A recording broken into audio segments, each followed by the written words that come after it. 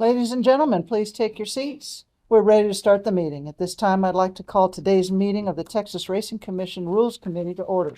The time is now 10:01 a.m.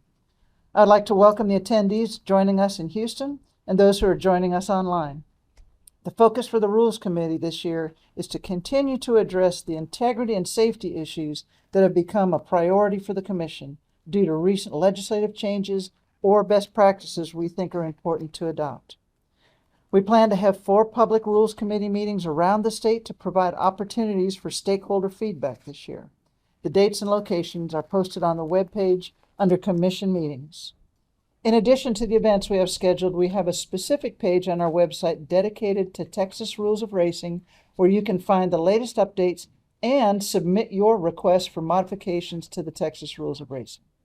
Today's agenda includes several rules that the industry has identified for discussion, as well as proposed rule amendments from the agency staff. In addition to the changes proposed by the staff, industry representatives have proposed language that will modernize technology platforms available for us at our racetracks. I appreciate the engagement of the industry in our rulemaking process. I cannot promise that we will craft the rule exactly the way you think it should be crafted. We must craft them to comply with our statute and industry best practices. We may disagree on terms used or process steps required, but I think we can all agree that collaboration on best practice is the best way to accomplish our shared responsibility to increase the safety and integrity for the Texas horse racing industry. On to agenda item 2, public comments. Amy, has anyone signed up for public comment? We do have 2 that have signed up for public comment. We have Brian Pettigrew and Steve Ross. Okay. And is that for your rules presentation? Okay. So it's for their industry rule presentation. Okay. So no general public comment from anyone. Okay. Then we can move to the. All right, we'll move forward. Next is the agenda item 3A, discussion on industry proposed rule amendments. The first item is a rule proposal from Scott Sherwood, and that's TQHA. The second item is rule proposal from Brian Pettigrew, and that is Penn Racing. The third is rule proposal from Steve Ross. Mary, has anyone signed up for public comment on this agenda item? On this agenda item, Give your card. okay, I need to get a. I was told by the boss lady to sit here, be ready. Okay. It's on. There's no ejection motor on that seat, I promise. Okay. Want to go ahead? Yes, please. Okay, the proposal that I've written up here and submitted via the website, something that a few of the horsemen have come to us with on the claiming horses, running their own hair testing and having the hair test come back bad. So they're stuck with a horse that they can't do anything with, and the person that ran the horse, nothing happened.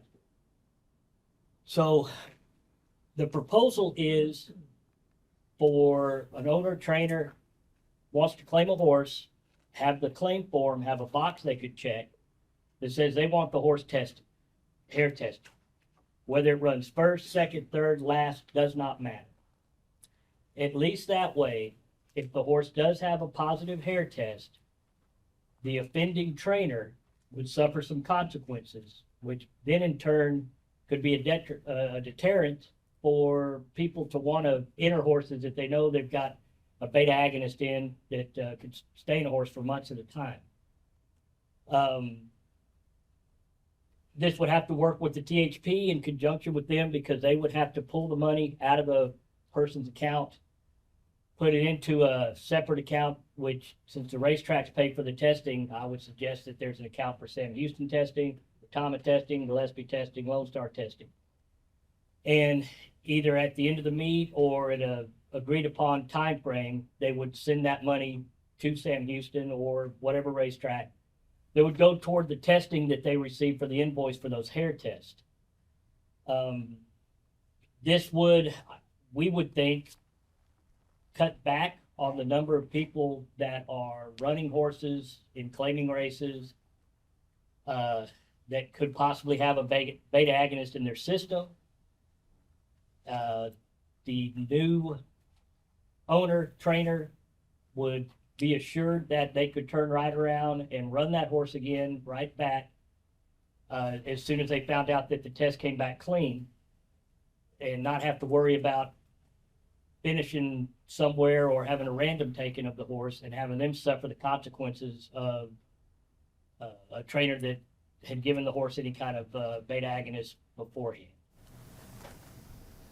I don't think this you wouldn't void a claim with this just because of timing issues. And let's see, I think that pretty much sums it up. I mean, it's not very complicated. It's just a matter of saying you want to test a horse, they test it, and then it goes before the commission, just like if the horse won a race and got hair tested that way as well. So as I understand, there would be a card, just, On the claim form itself. right. So the stewards are aware that there's a claim, but they see order a hair test. Whether or not they'd order a full drug test or not, I think would be at the discretion of the stewards if they're sending the horse to the.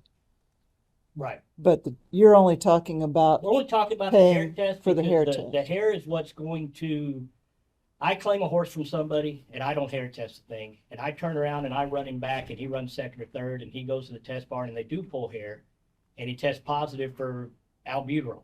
Right, Okay, I didn't give it to him, but the previous guy did. right. What this would do is I claim that horse and I check that box. As soon as the test comes back, if it's bad, the offending trainer and the trainer who claimed the horse would also need to be notified, hey, that horse had a bad test, don't be entering that thing. Okay. And, But- or notified if it came back clean as well. Right. So But- you would have a second notification. Okay. But if the test came back positive, because it is ordered by the stewards through the checkbox on the claim form, Right.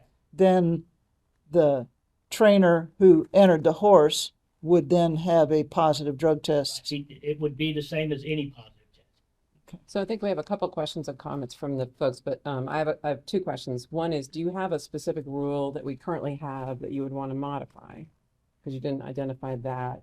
Added into the claiming So section. you would want to add sentences. Okay. So if you can kind of see from the other meeting materials what I did this time in the rules is I put the rules from the agency staff proposals in the format they have to be in to go through governor's office, go through commissioners. So when we get when there's some consensus on this is a change you want to go ahead and pursue, then I'll help you get that into that format. But we need to probably have specific language everyone can look at.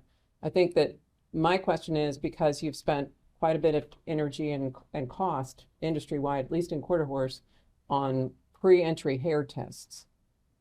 Is there something that why doesn't that pre-entry hair test for all horses entering not catch it at that point versus when it's We claimed? don't do pre-entry hair testing. Okay, that was Lone Star Park only One that was time at doing Lone that? Star Park, Okay. not in 2023, but in 2022. But would pre-entry hair testing handle that? Not So really, I'm- because what happens if I go leave my horse up there and they pull his hair and I take him right back to the barn and I squirt 10 cc's of clenbuterol in his mouth? He's going to pass that pre-entry hair test, but then I'm set up for clenbuterol for the rest of the week. Okay, I think, Marcia, Steve, go ahead. Scott, I noticed in your notes here and in your comments, Stand by. Are you able to hear her? Barely. Okay, Marcia, can you come on up so we can pick up your comments on? I just moved the mic. on We'll make it work. is this better? That's better. Okay. It's better. It's better, Leonard. Gotcha. In your comments and in your written presentation here, you say in no way would this test void a claim. Can you give me sort of your idea about why not? Because it would seem to me if a new owner knows, immediately that he's not going to be able to run that horse, he's basically got an unusable animal that he's just spent a lot of money for. Why wouldn't the owner want that to be the case, that the claim would be voided? Okay, first off, you wouldn't, let's say you did it where if it was a bad test, you would void the claim. Okay, let's say that was in there. We've got some hair tests from as far back as Ratama that they haven't even done a hearing on. So you're gonna be stuck with a horse that you're feeding, vet bills, doing whatever. And after the hearing and after the split set off and everything, if it comes back to where it's not a bad test, you're gonna give the horse, or you're gonna keep the horse if it comes back and it's a positive, and how, that could take a long time. You have to give the horse back. So you've had the horse for however long it takes for the hearing and all that to get done. So if you're sitting there with a horse that you claim in July, retired, got a bad hair test. If you don't void the thing, the claim bureau may be out of their system by the time the hearing's ever had. Then you could at least go back to running the horse, because you could test it yourself every month. Still positive, okay, wait another couple, 3 weeks, run another test. Hey, it's clean. Okay, I own the horse now. I can go ahead and run the thing, and whatever happens with that test happens. But if you set it up on the void thing, you're gonna have a horse out there that somebody's taking care of that they may not be keeping. And what if it colics? What if it gets hurt and stalled, kicks a wall, breaks a leg, does something on the racetrack? And you wouldn't want to put any time or effort into trying to improve the horse, because when you claim a horse, you claim it thinking you can move him up. So you wouldn't want to put any time or effort trying to move that horse up if you know that you might turn around and give that thing back if it's a bad Makes sense. thing. So it's just the time frame. Thank you. Scott, we're making, Can you take the mic back? and I'm not. Did we discuss during the hair test time? Why don't we Fair. just stop doing So- cleaning? What if you made the, Remember what they it's the said discretion of before the you- claimant, that they could give the horse back, but they don't have to give the horse back. It's their option to keep the horse back.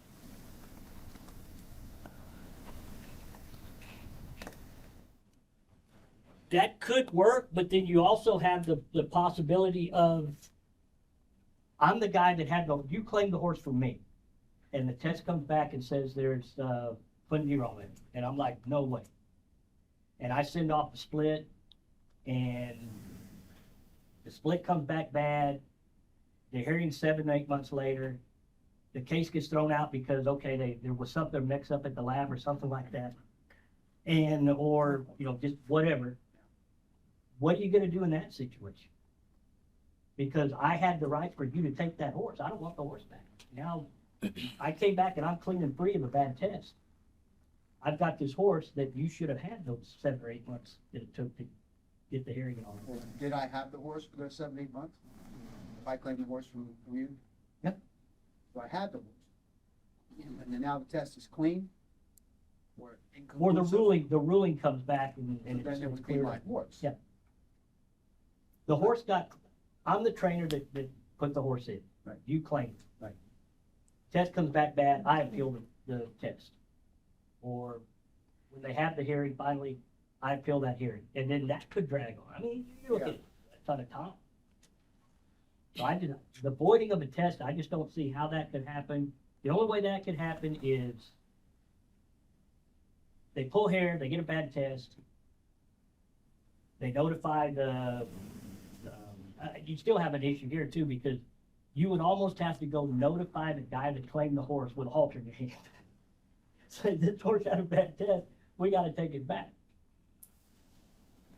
One of the things just that we have been talking on this for some time.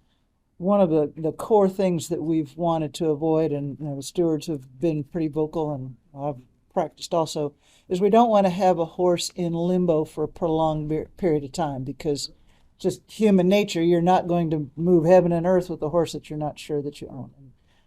With this, if indeed the person who put the horse up for a claim, if they want to make their own deal, if it comes back with a positive test, then that's their business and that's their own transaction. But this at least gives the claiming trainer an opportunity to know what he or she is dealing with. One of the ideas of this whole thing is a deterrent. If Well- I've got a horse that I know I've been giving albuterol or clenbuterol to, and I put him in and Steve Ross might claim him, I don't know if he's gonna check that box or not. Right. I better not do it, because if he checks the box, Well, the whole purpose for drug testing is to be a deterrent. It'd be great if we never had a horse that was positive from the test. And as we all know, hair testing doesn't catch every chemical in the world, but it catches some that are critical. So I think, this has been under discussion. I think that, if THP is one of the places where if indeed this is not too big an administrative and accounting problem, and then if the track knows that, here this is going to increase the immediate bill from the lab, but they will be reimbursed. The only other issue was, and I've talked to Virginia about this at one time, and I don't know how far it went. Would we need to get some type of an opinion from the Attorney General or something, because you have a third party paying for a test? I'm reimbursing Sam Houston for a test that they're paying. Is that, could that be used to overturn something in a hearing? I think it's a matter of, how it would be, here I'm pretending to be a lawyer and I didn't stay at Holiday Inn last night. But this agency does have authority to levy fees. So if we say that if this happens, then there will be a fee. So my main objective with rule changes and rule enforcement, I think, is predictability and certainty and not having chaos. I think, there's a couple, I'm pretty sure we talked about this when we were having the hair testing meetings. Should we even have claiming? And I think everybody still wants claiming. So that wasn't, I don't think, a good solution. Or should we say every horse that's going to get claimed is going to be drug tested? And then, because what I think the Racetrack Association needs, the THP needs, and certainly the commission staff need is to plan for the workload.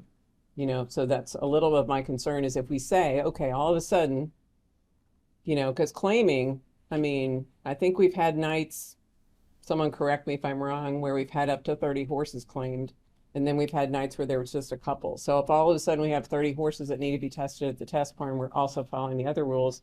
The rule that we have right now is the one I'm thinking we would modify. What are the horses that automatically get tested?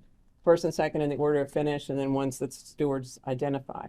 But we could also say we randomly test all horses claimed, right? So then you wouldn't know if your claimed horse was getting tested or not, which is something that we've also done. We've done some random testing this past year as a test. We take the shake and we say, okay, this is the way we're going to random test. It's kind of like a random gate search, right? We go, okay, we're going to pick a number. It's not someone who does the testing that picks the number, and that day we test all the 3 silks, or maybe we test the 1, 5, and 7 silks, and we're just trying to do a random testing and get better at that.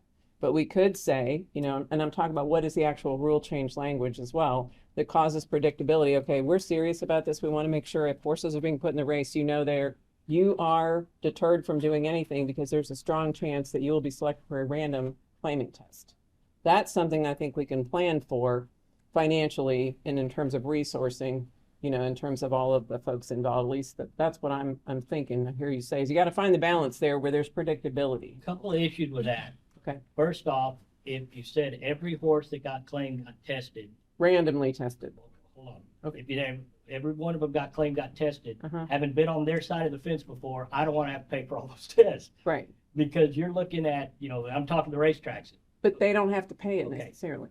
Now, if you say randomly, Yep. If I claim a horse and he's not one that got picked randomly, Mhm. then I'm going to end up running my own hair test again. Right. And if it comes back bad, the guy that entered the horse gets away scot-free, and I've got a horse that I can't do anything. So what's the max number, somebody from racing office like Mike, what's the max number of claims they've had in one day? I've seen 17 in one race. Okay. No, but that In one, horses. How many horses being run- tested? how many horses claimed in one day on average? Or what's the max? Average of 10. Okay. Wow. So if you said all claimed horses get tested, and it's at your expense, and you could put the expense on the person who put the horse in the race for claiming to pay for the test. But the person that's suffering the consequences in each one of these scenarios is not the bad actor who doped the horse and put it in the race. It's the owner. It's the new owner first of all, it loses a purse if it's got a bad test, Mhm. and he can't run the horse for a significant Well, amount of the time. person that the bad actor would get in trouble because you're getting tested. Right, the person who entered the horse that the horse then tested So you're positive. still getting, whenever the hearing happens, you're getting whatever penalty, 10 a year, 10,000, whatever, kind of the standard was. But the new owner loses The the new purse owner- and Well, the and new has a owner, horse the that he new can't owner run didn't get the for. purse anyway. The new owner that claimed the horse didn't get the purse anyway. Right. But Just, the new owner does have to sit on the sideline until that horse tests clean, which they're doing now anyway. So, and when they're doing it now, the guy that was the bad actor has no consequences. At least this would put consequences on the guy that was the bad actor. given what Scott is proposing, and I certainly can see, and I hear what Amy's saying. Number one, if indeed we are increasing the load of horses going to the test barn, then that's a staffing and the other side, I didn't realize how much 10 years of practice on the racetrack prepared me to go into the military and have a top secret clearance, because in the military we call it OPSEC, ComSec. In the backside, it's, shut your lip. There's a lot of actionable intelligence goes on the backside of a racetrack. Is the military term. I mean, if a trainer's saying, because everybody's not just watching their own horses out there in the morning. They're watching other horses. That's the name of the game. You say, I really like that horse. I know that trainer. I think I can do better with that horse. But, I have some feelings or some noise or whatever. So I can appreciate the targeted actionable intelligence that if you're looking to claim a horse, you're willing to put that extra expense to making sure that you're looking after your owner, and also, and I think it is a deterrent because, like I said, if you're watching somebody's horse, somebody sees you watching their horse. I mean, everybody's watching everybody on the backside. Well, the other issue too, that where it would not be such a influx of horses into the test barn. If there is a standard practice that y'all are pulling hair on the first and second place finishers of every race. If a horse that got claimed runs first or second, he just took the spot that would have been taken by if he hadn't run first or second. Right. And as far as now the expense on that would be an issue to where it's like, okay, the horse ran second, he's going to get claimed by the state. We don't need to charge the owner, or do we charge the owner? That could be a bit of a accounting headache. Don't make that face. Yeah, it could be a bit of an So, accounting. so I'm gonna ask the troublemaker question again. Do we just stop claiming in the state? No, if you No, did that, you you can't. might as well cut your race days in half, or because that makes up your card. You can't Okay. stop. Okay. So we got to strike a balance here. Anybody else have any other? Because we actually have to pick a rule or a rule to modify or make a new rule and come up with some language too that you I all think can on look this at. one, me and Marcia and Rob will get involved. We can Okay. come up with the official wording that would. But you, like you said, you got to strike a balance between the person that may be violating the rules and they're trying to give the horse up for claiming, and then who is getting the horse and whether or not you can take care of, really the horse needs to be taken care of here. We need to make sure that we are doing right by that horse in this process. And right now, the Yeah. situation we're doing right now, Mhm. when a person claims a horse and they send in hair on their own and it comes back bad, it's the exact same thing that this rule would be doing as well. Okay. Other than the person that caused the horse to have the bad test, Mhm. if the way it is now is not getting any trouble. This way, the person would. So there's your deterrent to hope that it wouldn't happen. So let's do this. Why don't you all get together and just take a look at the rules around claiming that we have and some of that and the fiscal aspects of it, from the racetrack perspective, THP perspective, AQHA, Thoroughbred Association perspective, because I see Mary is here as well, and just figure out kind of what language you think makes sense. And we are due to have another industry roundtable pretty soon, so that would be a good chance to kind of come back with any specific language and talk it through as a group, so then we can move it forward. So appreciate you bringing it again, though, because I know it's I of do concern. think the thoroughbreds probably should be included in this as Yes. well. If an owner wants to, is claiming a thoroughbred horse, they want to make sure that hair test is clean as well. Right. Yeah, my suggestion Not was just quarter strictly horse. quarter horse. Not just quarter horses that, that misbehave, so. Well, I can see. I mean, there's there's still discussion points, but I can see that this is certainly an additional deterrent. It's based on actionable intelligence, if I can use the military term, but it also does not overwhelm our rather limited resources. You know, if we have to surge capacity in the test barn, then we have to, you know, that gets back to a bigger resource Can I problem. ask Dr. Bond a quick, Dr. Bond, pulling hair on a horse from the time he walks into the test barn, gets the hair pulled and get it labeled and everything, how much time is that? Just curious. Well, we, Not urine, not blood, anything, just pulling hair. we do that first, so the horses cool out probably for 10 or 15 minutes. Then we pull the hair before they go in to the stalls for urine collection. So we the do hair, guarantee being in then there we 10 do the minutes. blood, then we do the urine. So 15, 20 minutes, we're done. Yeah, it's not a huge amount of time, but still, it's numbers of horses, manpower. Yeah, I didn't know that they gave them 10 minutes before they pulled the hair, which, you know, I think you get in, pull the hair, and get out. But if you give them 10 minutes or so, yeah, you could clog up your chest bar a little bit. It's just resources. But if it's 10 a day, I mean, that's not, Yeah. it's, if we figure out the right rule, we'll figure this out. And you're gonna find that a lot of the horses that get claimed were running first or second anyway, and they were gonna be there anyway. whether Okay. They got claimed or not. Okay. Hey, I'm all about that. We're gonna figure this out. Okay, thank you, Scott. I appreciate it. Okay, any other comment on this item? Yes, no? Okay, all right, let's go to agenda item 3B. And this is with Mr. Pettigrew. Welcome. Thank you. Appreciate you being here. And you have several things that you want to present. So I'm gonna, you know, Sure, and there are 13 of these that were submitted by Sam Houston Race Park. White Ruby was the general manager at the time. Don Aarons, the director of security, and when the director of operations submitted these as ways of clarifying, updating, and modernizing our rules that are, some of them 30 years old and some of the language is 30 years old. Yep. The first one was throughout the rules that there's just needs to be some consistency between changing the term from executive secretary to executive director. that's happening.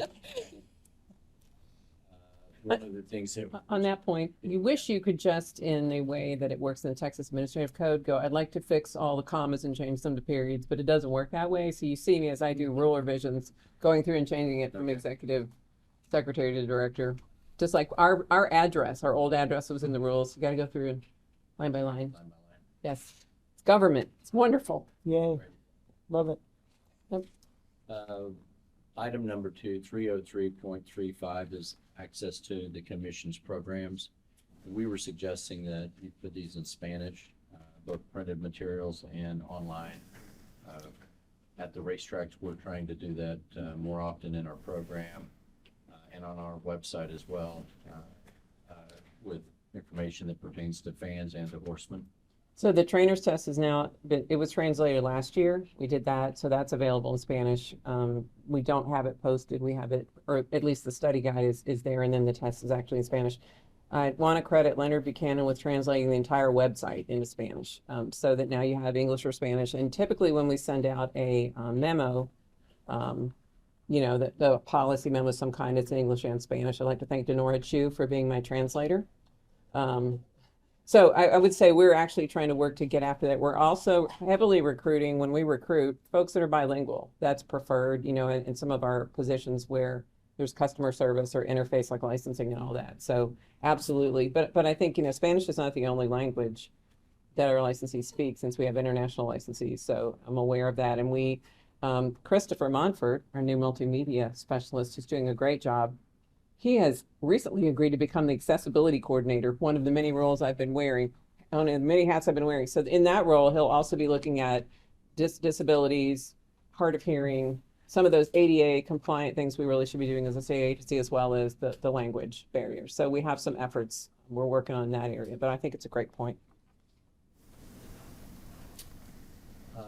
Item number 309, or Rule 309.9, item B, number 7, detrimental practices. our management was asking if we should clarify detrimental practices. So I would love to see a proposed definition. I will tell you that the rules of racing do not have a definition for every term. So if you look, for example, in the occupational licensees, there's a list of names of licensees, but there's not a definition for every license. So, and there should be.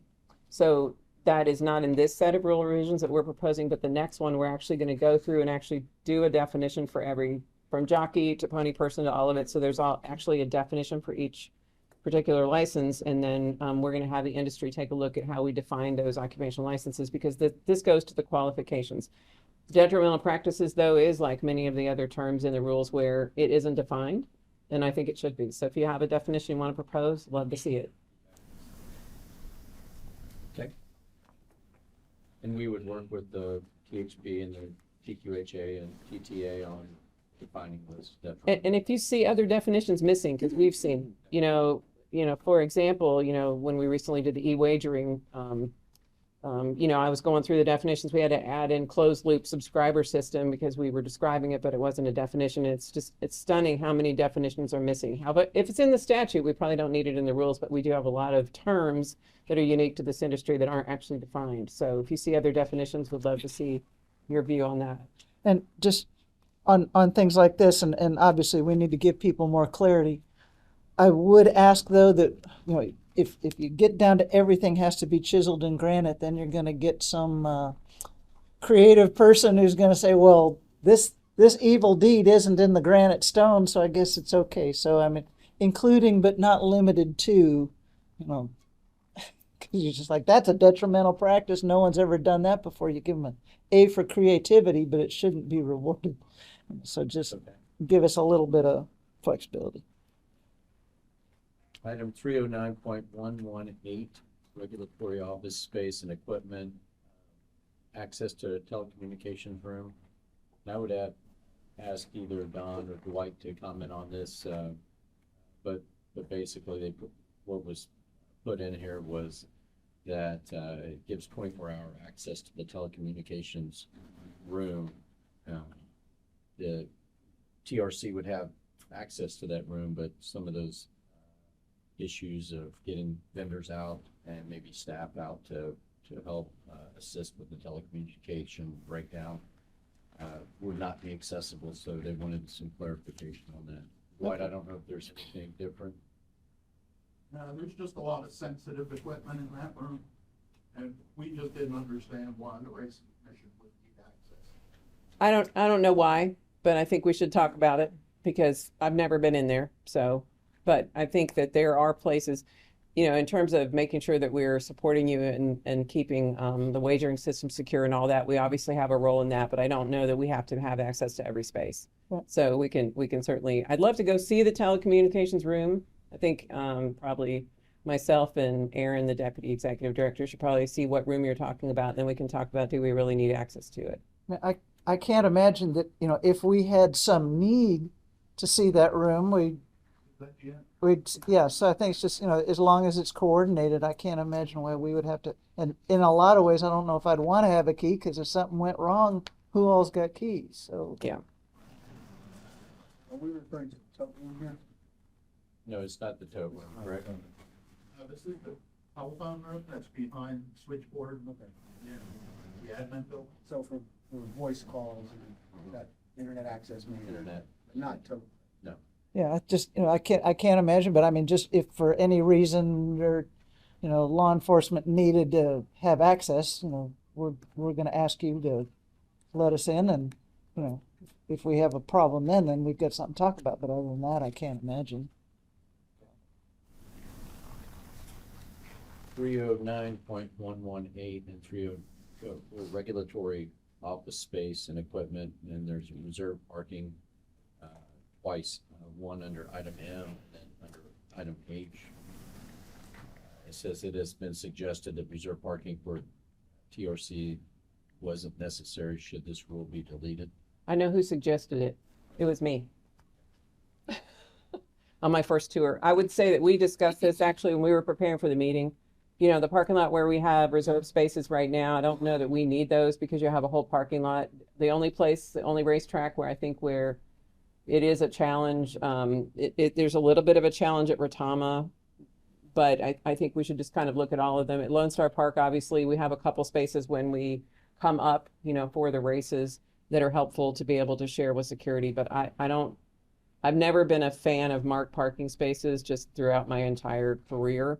So I would just say, you know, let's talk specifically about that. I don't think, I mean, my folks aren't throwing anything at me, but I don't know that we have to have a parking space up to the building. To me, that should be reserved for your customers, unless there's some other need, but I'll follow up with you on that. But the caveat being, we would like, as regulators, we're not always the most popular people in the world. It would be nice for us to have access to the secure parking lot. Yes.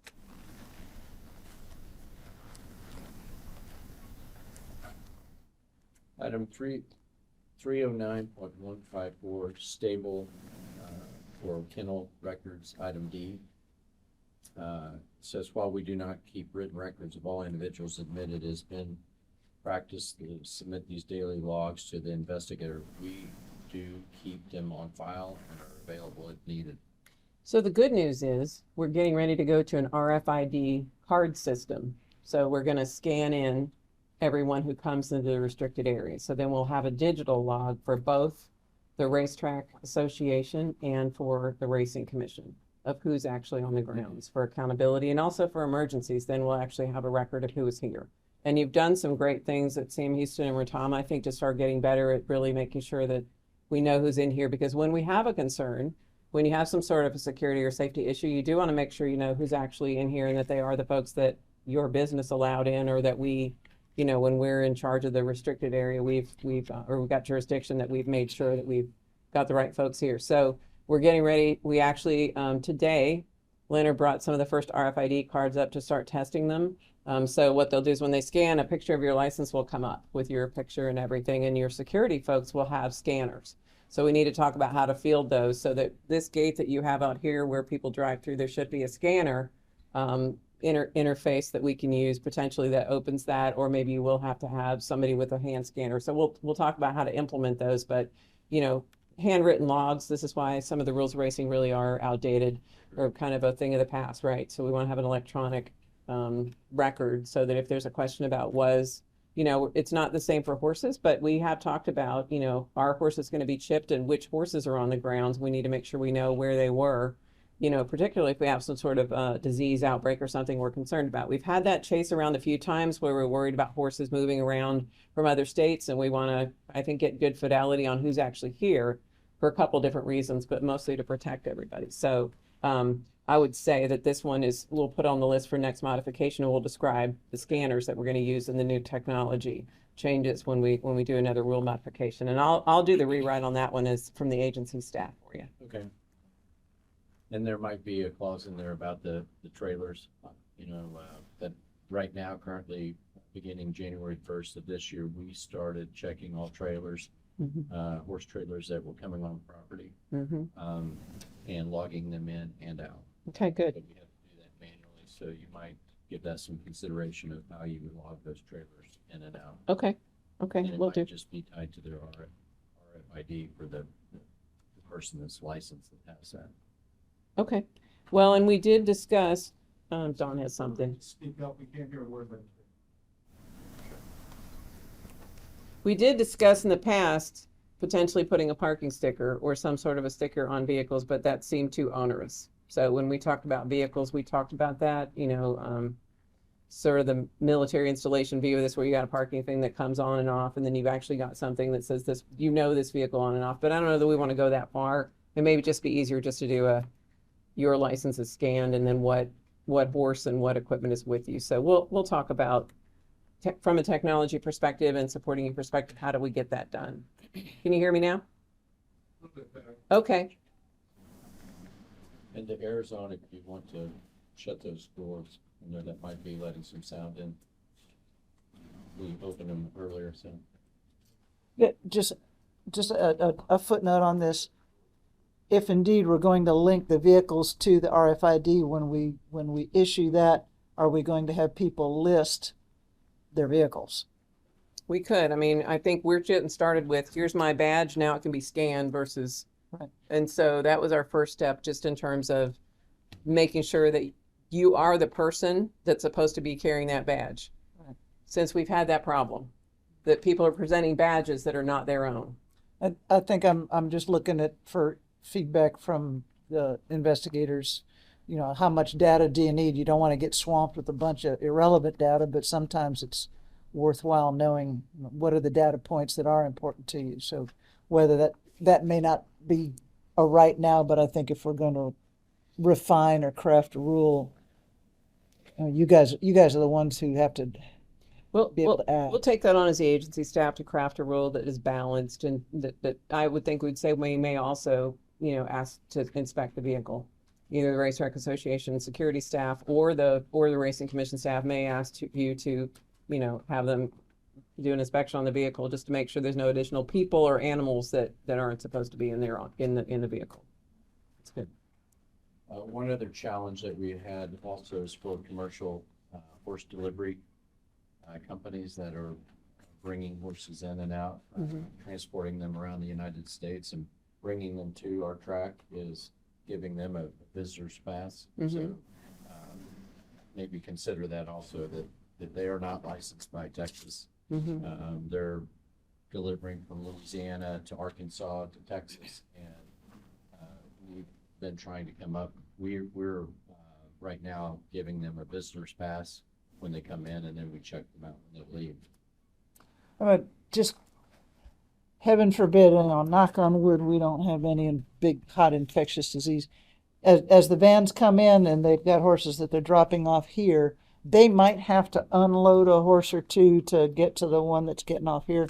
But are they actually coming and unloading and then loading back up to move on to the next place? Or do they just take horses on and off just to get the horses that are staying here? Am I making sense? Can you answer that, Don? Yes. So, for the most part, when people come in, we are here to unload. Can you come up here so they can see you on the camera?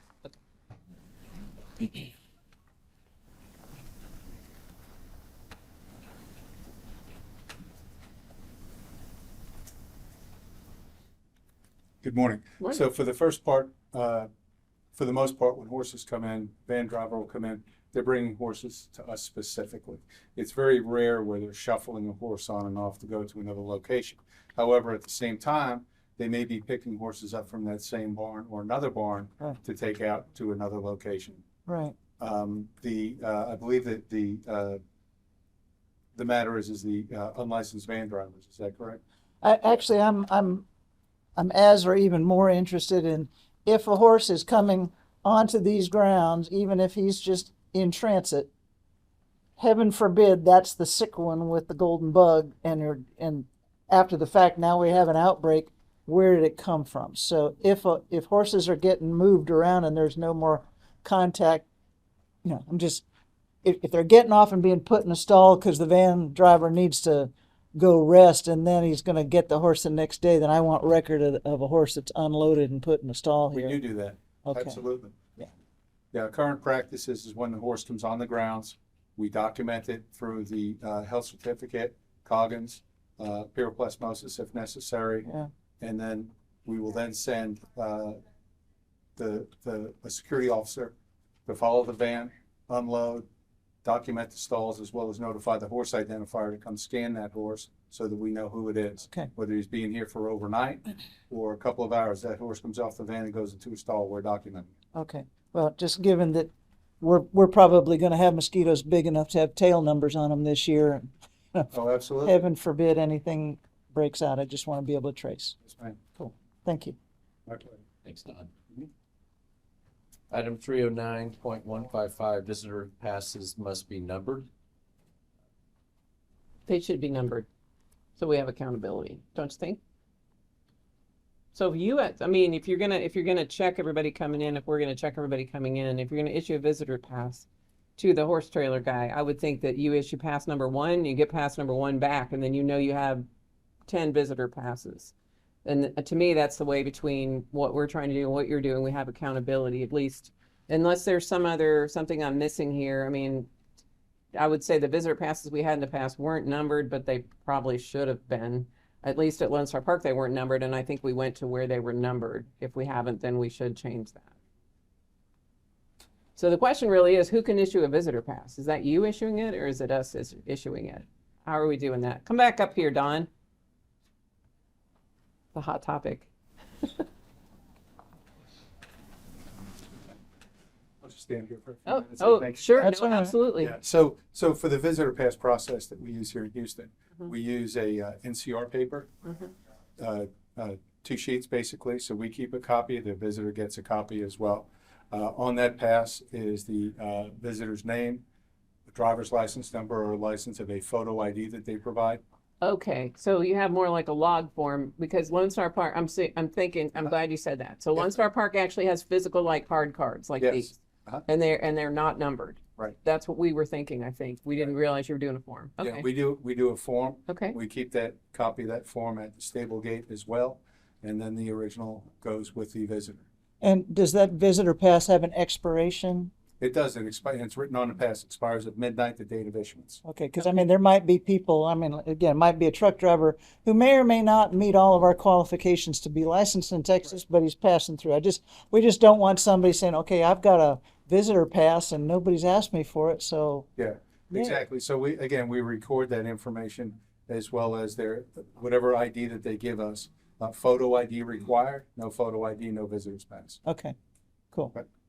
Thank you, Don. So you just want to then strike, in that rule, delete the numbered pass requirement. Yes, ma'am. Okay. I'll put that on the list of next proposed rules as one of the edits when we talk again, as an industry agency group. Visitor pass based upon photo identification. Yeah, we'll write the rule and then we can discuss, any other modifications to that specific rule that we think are important to you. Sure. That'll be right above or right below the modification of the parking pass rule or the parking space rule. Are you familiar with this?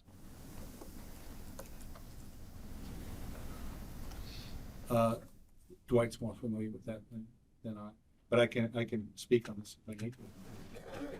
You can sit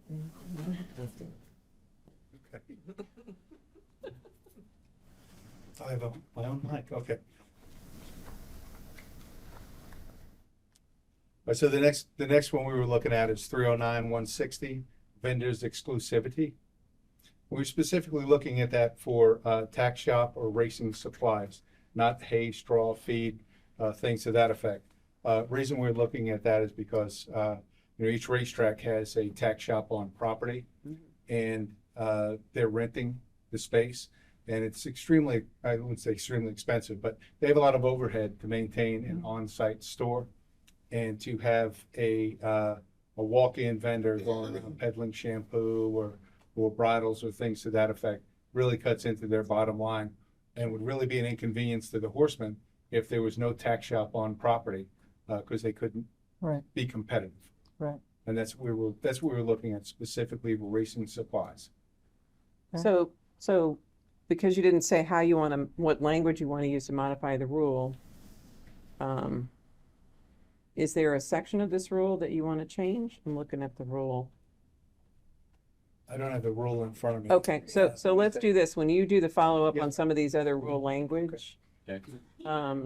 if you have a specific modification, I don't see where so you're saying you want to limit it to one vendor or you don't want to limit it to one vendor? No, we would like to have the opportunity to give exclusive rights to certain parts of vending to our on-site tack shop. I don't think that this prohibits you from doing that, this rule. I think this just says vendors must be licensed. And you need to give access, but don't give access to someone who's not properly Understood. licensed. An associate may not grant an Exclusive concession. Okay. Anybody know? So that was put in place And it's just been, 99 in Honestly, I 2004? think if we can strike the two words racing supplies, Mm-hmm. I think that would be Okay. really what we were looking for. I think that's really our goal Okay. there. So, yeah, so just download the language and just put the modification you want to put. Like I said, I'll send out some follow-up notes on who's taking which edits between agency staff and industry, and then we'll schedule one of our roundtables to discuss language so everybody can look at it. And has this been an issue? Yeah, has it, I mean, other than, so do you know why the rule is there? So I always like to ask that because, Would love to know. okay, all right. Well, that's, if it's, Well, I'm sure it has to do with free enterprise. Sure. right, but you're not a state, you're not a government entity. Right.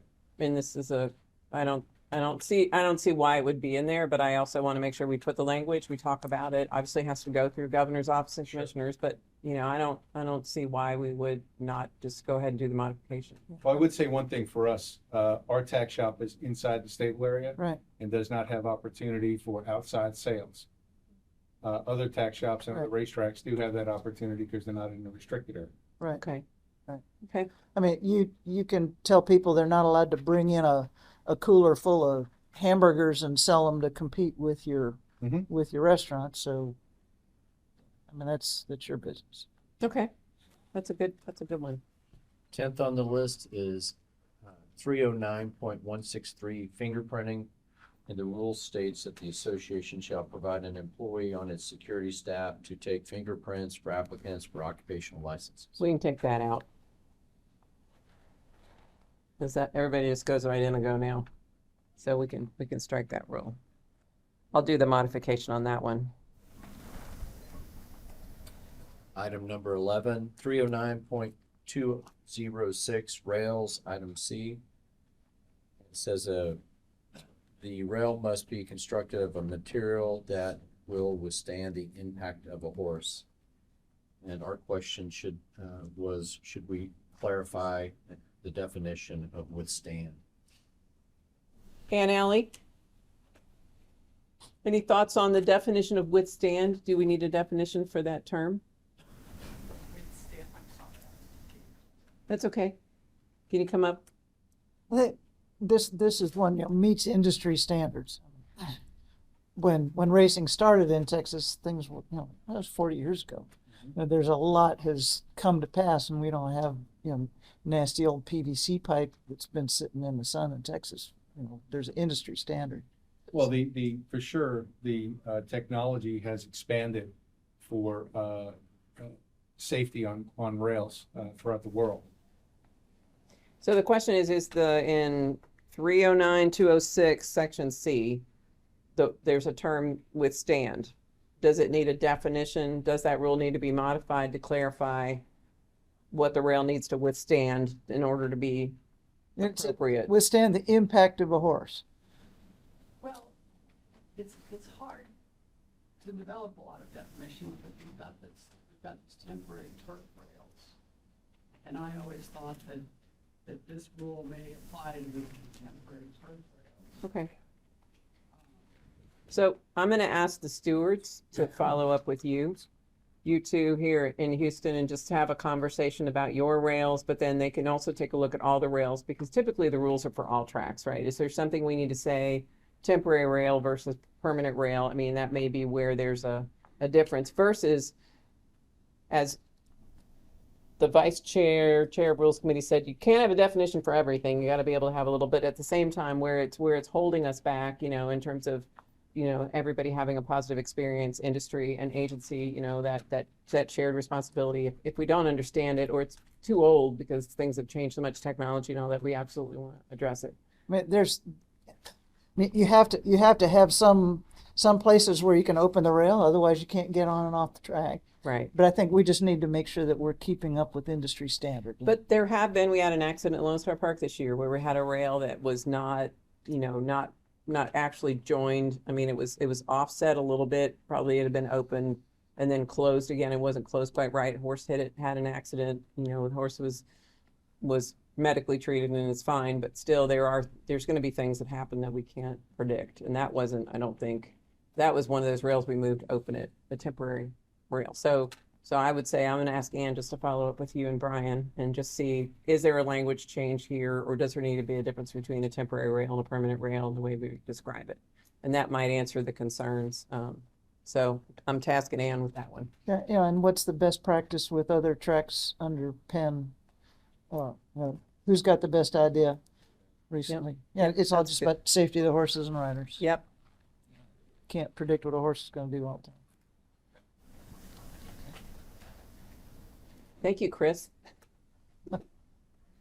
Item number 12 is 309.281 jockeys, item B3.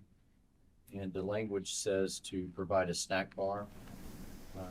For the jockeys, the association must provide a snack bar. Right now, we have a vending machine. We also have a horseman's kitchen that's accessible. The question was, could we modify that to not say snack bar? Do we have any input from the Jockey Guild? I don't think so, but we can, Has it been an issue from the jockey colony, or are they able to access food as they need to? So the valets are very kind to their riders. I would hope so. Yes. They have been providing a lot of snacks and Gatorades and all that kind of stuff for these guys. I think over the years, the business of our Jock's Room, snack bar, kitchen, whatever you want to call it, was basically nil. And they were just basically dealing with snack type of items. Again, because we do race it at night for the most part. And they were not, it wasn't being utilized, right? So the things that were being utilized were the things that we are, A, providing with our vending machines, and then B, that the ballots are providing in race day sustenance and electrolyte replacements, things to that effect. So as long as you have vending machines and you're being responsive to that group, so that if indeed they do need some, I just don't want a jockey who can't access food and get, so why don't you, falling yeah, off just the take this rule and propose that language change. That's true. The last item on the list is item rule number 311.101, horse owners, item B, number 3. And it says, an application to register a stable name must disclose the real name of all interests participating in the stable and the percentage of ownership interest of each, including the interest owned by a corporation, general partnership, limited partnership, trust, estate, or individual. And with these new micro stables and fractional ownership stables, you could have 1,000 people. I don't know how those are being handled in other states and jurisdictions, but maybe modernizing that language. So one of the things that, when we talk about modernizing just licensing, because we had 57 types of licenses, some of which, like we have a miscellaneous license. That's the next thing on the list is that the names of occupational licenses, having a definition, modernizing, having one fee structure. So there's a basic fee for everybody that's a reduced basic fee, probably somewhere around $50, because you have anybody paying anywhere from $0, which chaplains will still pay $0, don't worry, Chaplain Bingham, to $500. So it's sort of all over the place. So looking at just settling that down, because the statute has, I'm going off on a tangent here for just a moment, but statute has the commission will review the fee schedule and adopt it, and so I'm moving in that direction for racetrack fees, for the rule review fees, and for licensing fees. On the stables, some states racing stables have a license basically, and then you are able to do this. We do a lot of deep vetting when we talk about a racetrack license. We do vetting on the training center license, but on the racing stables, we really don't, other than they're listed on the form and some of that. So we do have the multiple owner license, but you are correct. I mean, we probably need to have a strategy for looking at the stables and looking at, because you need somebody that's actually, you can pin the rose on and say, you're the owner we're coming to for purposes of accountability, right? So we could probably modernize some of that. So I would say that, I don't know that we have in the way our application and licensing structure is set up right now, actually following this rule the way it's written. So I would say it's a good discussion to have on, is it the rule that needs to be modified, or does the licensing process, as we continue to modernize that, need to match this rule? Because I think this is important, that we know who the interests are in the racing stables, But how far do we want to go down that road, particularly when we have fractional ownership becoming more the norm? So, so we will take a look at this particular one. I think I'm interested in your perspective on because you have the same concern on the racetrack association side of who are you dealing with, you know? So I would say, let's have an offline discussion about any of your concerns or thoughts on that. And what I'm going to do is maybe pair you, Steve, and Dawn up with Aaron just to have a conversation about, you know, how much fidelity do we really think we need, you know, in terms of the licensing process, or is there something else?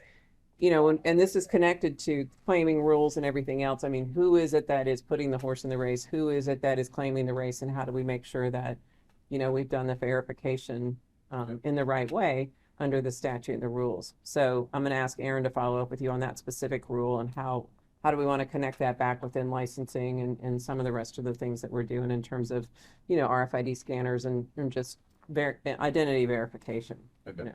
Yeah, I think the innovation of having these fractional ownerships and partnerships is a great thing for racing because people are getting in at an economical piece. But in the day and age, I mean, I'm looking forward to the day that our winner's circle is as big a deal to get into as the Kentucky Derby. But in the day and age of facial recognition, I just don't want to have some legislature said, "What are you thinking, letting that face?"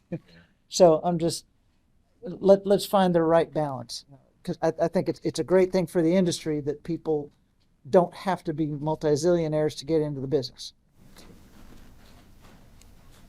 Is that, you want to clarify while we're?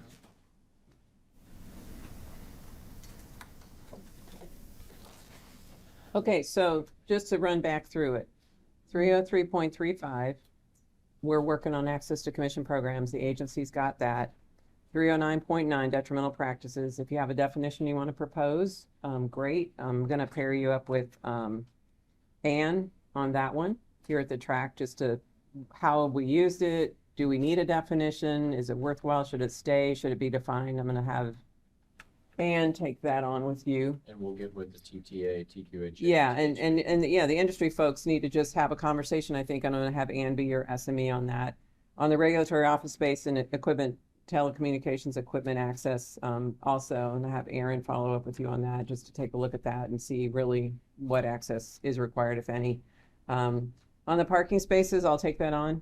I don't think that we need our parking spaces, but I'll give my staff a few seconds to tell me whether or not we need parking spaces. And, you know, there's only one place where I really think probably, and it's not at this track, where we really need a marked parking space, but we'll take a look at that. And I'll take that one to make sure that we're giving your customers and our customers at the licensing office as much place as possible to park.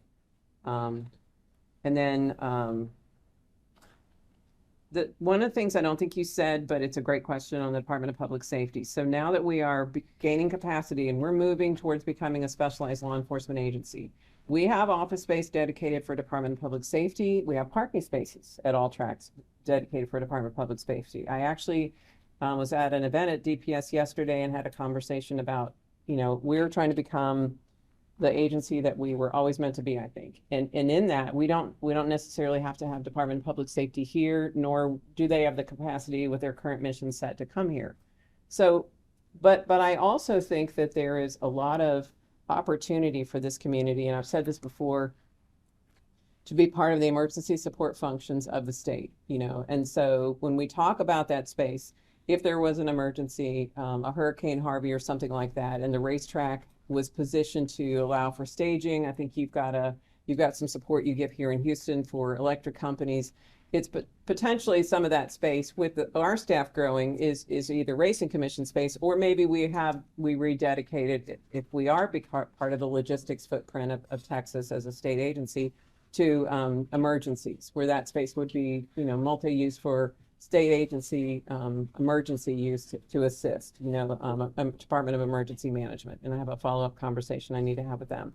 So I would say that you're going to probably see over time that going away. It's still statutory though. So as we go in the next session and we're able to demonstrate that we can be this great regulatory agency and do the job, that we don't have to have another agency come and do it, I think you're going to see that moving out of the statute. I'm working on that in particular because I want Department of Public Safety to call us if they need help. I don't want to think that we're necessarily going to have to call them, because they really do have a great deal of mission set going on, and we want to add value to them versus them thinking that they're going to have to come here and do something. And that's just a paradigm. It started in the statute. It's been here a long time, but they've never actually come here and occupied those offices, nor have they parked in those parking spaces, as far as I could find in doing a historical research. So I think that's a great point, and we're working on, modernizing that as well. So I'm working on that one, actually. On the written records, the agency will take that on the RFID card, set 309-154 on the visitor pass. I think you just give me a modification on that rule. We can modify that one. On the vendors, give me your modification on that. And then fingerprinting, I will take that rule, 309-163. On the rails, Ann's going to follow up with you. Same thing, I would say, if Ann sees no issues with the jockey snack bar versus vending machine, or the industry folks don't, then I would say just give me the edit on that. And then ask Aaron to take a look at the horse owners rule. And so that way we can, and I'll send this out in notes to the industry folks that are here, and the ones that we typically meet with, just as next steps, is who's going to take which pieces, and then we'll have a follow-up meeting to talk through all the language changes. Okay? We're hitting the 1 hour point. Do we need a comfort break? Press, or if people need a break? I'm okay. Okay, speak now, or we're gonna Go either way. Up to you. I'm good, but Okay. okay, press on. Okay. Okay, our next, back to my script. So Steve is next. Okay, Steve Ross. Steve Ross, if you please come up and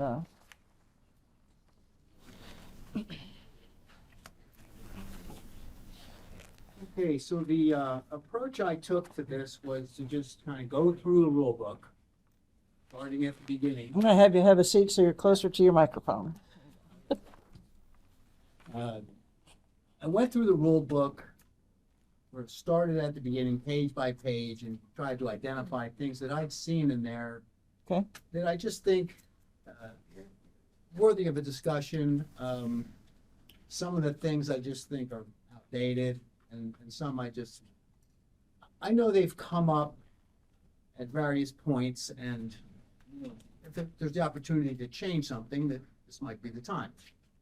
So starting with 309-164 accounting practice, because my question there is a CPA necessary? Was a racetrack's accounting department employee a CPA? That's the way it is now. That can severely limit the pool of candidates that may be otherwise qualified to operate the finance department. Does the statute talk about this, or did you look at the statute? I did not look at the statute. Okay, so I would say we want to just make sure. So I think some of the rules follow the statute with respect to what the legislature was trying to achieve with integrity of pari-mutuel wagering. So I think we take a look at the statute on that one and just see if there are any restrictions in the statute that then drove that rule. Because I'm not sure. I mean, ultimately, the association is responsible for the quality of their data, so they're the ones on the hook that if they didn't hire a CPA and they've got somebody who Sure. is not qualified, they're... Because I'll tell you what could happen in the real world. It's,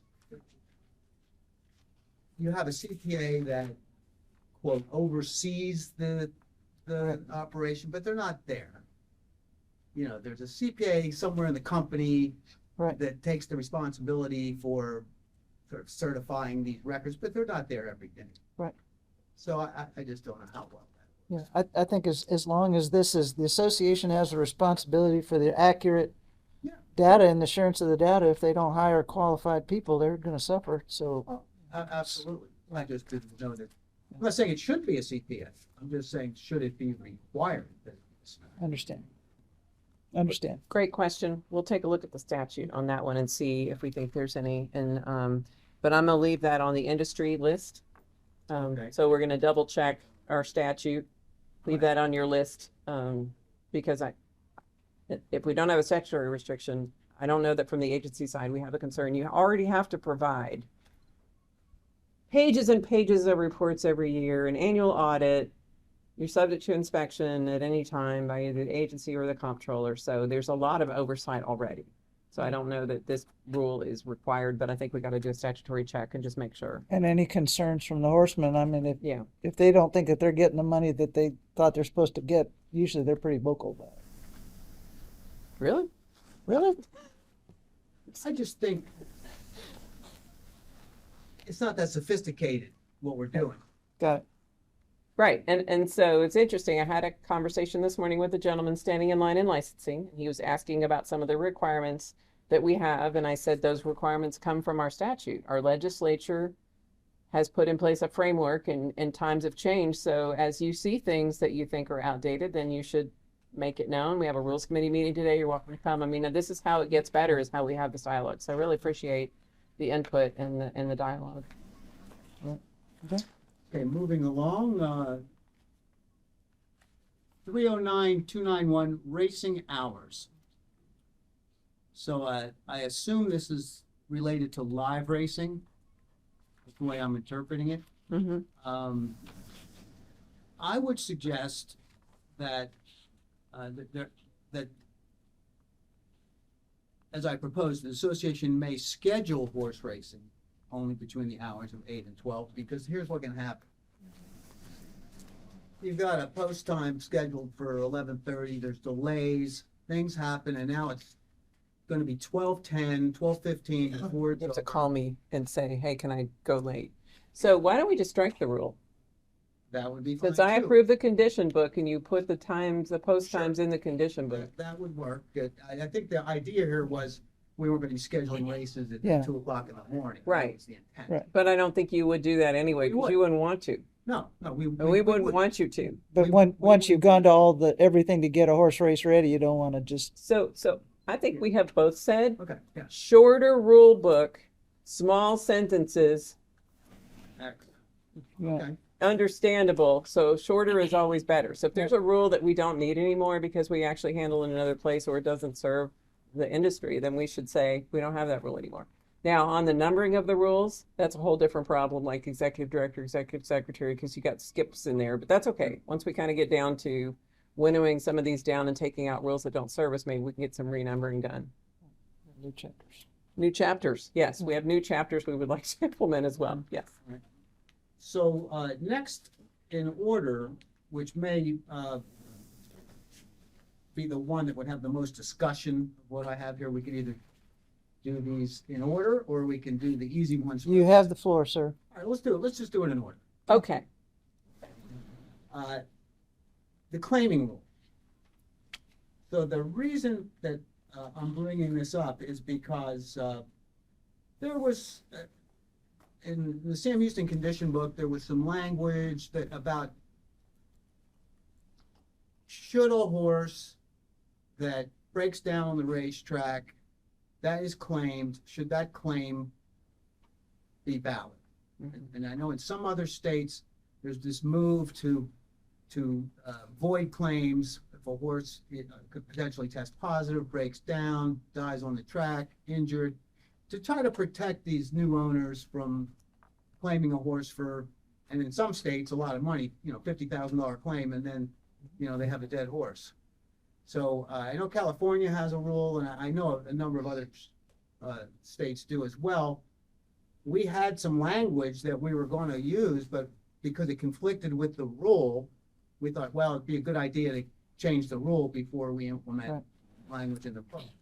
So I'm just interested to see what the horsemen and the Horsemen's Association Yeah. feel about that. Ethically, I have no problem either way. So I'm interested, I'd like to hear Marcia's. a year and a half ago, there was, the way, I mean, as I came up, it was you set foot on the racetrack, you own the horse, but I can certainly see, it's easy if you have to put a horse down, but, where does it get into the gray area? If a horse has to get vanned off or if a horse is a vet scratch, where do you get to the other end on voiding a claim? But The right answer, but I'm looking, I'm what's looking the for industry? Yeah, I'm looking for industry's Horsemen input. in particular to give me some input. I'm looking at a couple of industry people here.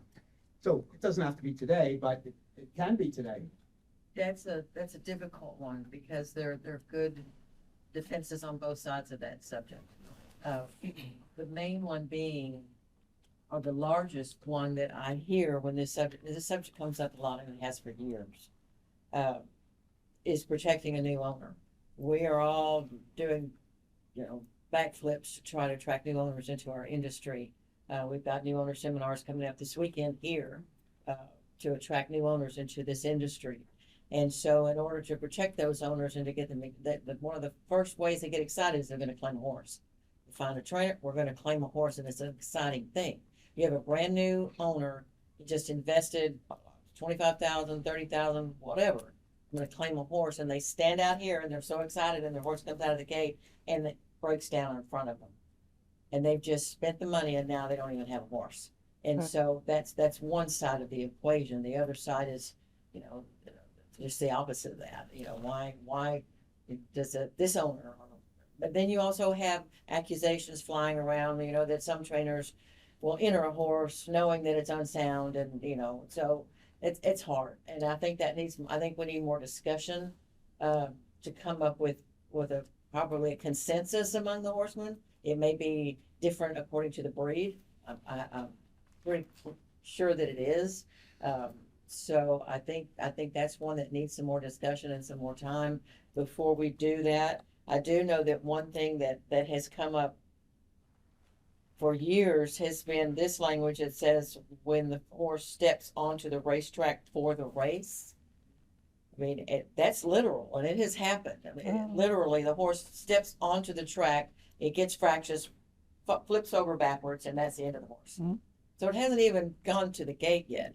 So just changing that from steps on the track to leaves the gate would prevent at least those sort of things happening before the horse ever was in the race. I think very similar to our discussion that Mr. Sherwood brought up earlier. I think it changes the equation for a trainer entering a horse. I mean, when I was in practice in Kentucky, I've seen some horses that, and you get some of these very clever old guys, and they can get a horse to look pretty good, and people can't tell they got 3 pounds of vet wrap on that bowed tendon, and and they're just looking to move because for them I'm looking out for my owner. Right.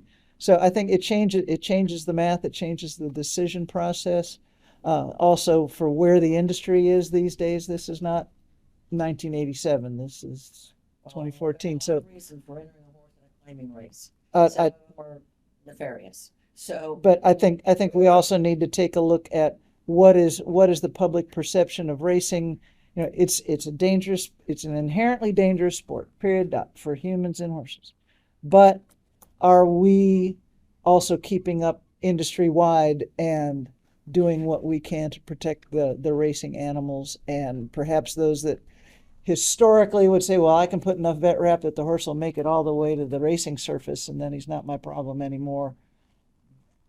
Then maybe those horses don't need to go that far. I do think that the industry standard, and you probably got your finger on this pulse more than I do, but I do think the industry standard among racing jurisdictions is to change to this standard, that if the horse is injured or dies on the track, the claim is voided.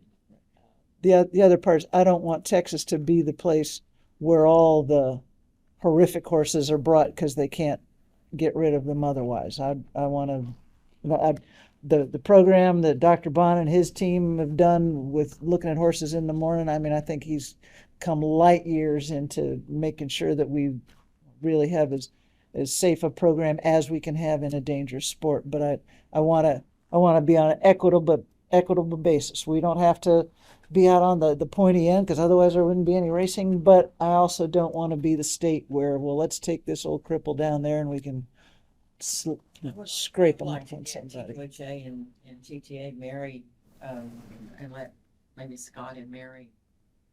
If we can prioritize some input on this, because this has been cooking a long time. Yeah, Scott's got his hand up. Hey, I would like to just make a quick statement. Claiming races, it's not a 4-letter word, claiming races. Right. I mean, I've had plenty of horses I personally owned that I wish were allowance races or allowance horses. They weren't. Right. And I'd have to put them in for 10. They're sound as can be. They just ain't fast. So you put them in for 10,000, they still can't win. They drop them down to 5, they still can't win. Drop them down 3,500, they start winning races. They're as sound as can be. Right. So the taboo that people are dumping cripples into claiming racing isn't necessarily true. It's Right. Horses have certain class. They're stakes horses, allowance horses, $10,000, $20,000, $50,000 claimers, goes all the way down to the bottom. And just because a horse is running in the bottom doesn't mean that he's a cripple, Right. or that he's unsound or shouldn't be racing. It just means he's not that fast. Right, and that's protecting the betting public, that you have horses that are competitive on, and I completely get that. But I also, have my ancient past of, having been in practice, I've seen the ones that I just don't want to be where people know that they're going to get away with it and screw the public. Changing it from when they step on the racetrack to when they leave the gates, that's probably not a bad idea at all, because a lot of states it is when they are declared an official starter. Voiding claims if a horse breaks down or has to be put down on the racetrack, probably not a bad idea either, affecting those new owners. Where you have to be a little bit careful is state vets voiding claims in the test barn. There was a horse in New Jersey that ran 3 times, and every time he ran, when they take him to the test barn, he had a little funky way of walking, and they void the claim. The guy would get the horse back, they'd work him, he's sound, put him right back in, win again and get claim. Go to the test barn, little funky way of walking, they voided the claim. So you got to be a little careful with that as well. I think I'm looking for you all to get on the phone and talk to your counterparts in some other states and where's the sweet spot. I mean, I hear exactly what you're saying. And then one other, before I'll give this back to another thing, sometimes people claim horses to be breeding stock, and they don't want to avoid that claim even if the horse does come off a little bit sore or something. They may want it for a brood mare. So I would say, Yeah. could the claimant opt to keep the horse? Doesn't necessarily have to be void. It could be. Well, they can have a transaction. I think you've certainly set a price point. It's mandatory. You don't get the choice in California. Well, this isn't California. Where's Mary? I'll probably be quoted on that. That's okay. I just wanted to say, I think it would be very helpful, and I wish we'd had access to the agenda a bit earlier. I think it would be very helpful for our organizations to tap some of our directors, because they're very experienced, not only in Texas, but in other states as well. And I would not want to speak on this issue without discussing with them first to get their guidance. And I think that's true for a lot of the subjects that we've had here today. So we might keep that in mind for Well, future. yeah, I mean, that's what we're asking for is I'm looking at the 3 of you, talk to your counterparts in other states. Let's find the sweet spot. Sure. So we can certainly do that. And, that's something we can facilitate easily in Austin. I want to be most fair to the horses. I want to be fair to the owners. But claiming is a fact of life. You can't have a competitive program without claiming. Thank you. Okay? Okay, next, Am I allowed to Oh, say something? absolutely. I'm so sorry. I don't know what- Dr. Bond? Say something or not. Absolutely. So, we've had a lot of discussions about this claiming rule. I think from a veterinary standpoint, a lot of jurisdictions do have this deal where horses are evaluated an hour after they race and some stuff like that. I think we can have a voided claim rule that basically remains black and white. I mean, the horses that break down or euthanized on the track, perhaps horses that get banned often or later, radiographed and have non-repairable injuries, but I think it can be improved and still be pretty black and white. Okay. I don't think we can take the gray areas out of it if we work at it a little bit, I think. Well, Doc, what I'm looking for is, I'm looking for input from them and from you. Thank you. Okay? Is that it about claiming? yeah, do I need the microphone back? You do. It's traveled. You do. While the microphone's coming back up, so to answer what Mary's concern was, so